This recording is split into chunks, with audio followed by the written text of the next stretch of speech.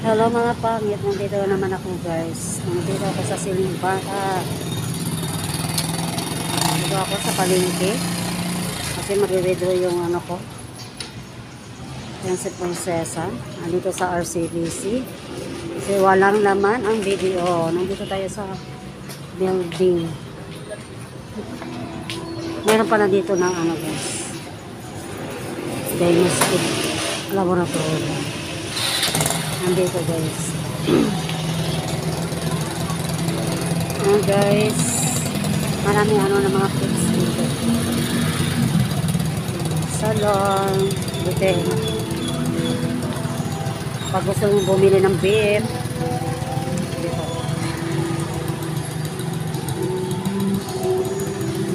Guys. Petron to guys. Nandito sa Petron ang CBC. Tsaka yung pure gold. Nandun. Yan, pumunta kami dyan. So, sabi nga niya, mag-grocery daw siya. Sana all.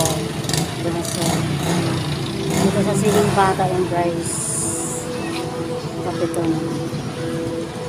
Ito po ang Silimbata. Buti na lang walang ulan. May init siya.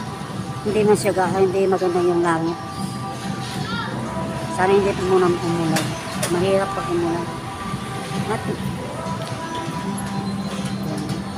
mahaba ang pila guys. Mahaba ang pila sa mga kasi maliit lang ito na ano guys. Machine na ito dito. Pag bumili ka ng donut meron dito guys 75 pesos 10 peraso. Mga pala dito oh. Mga first pautan sa SSS at GSIS. Meron pala dito pensionado. Ayan, malapit na guys.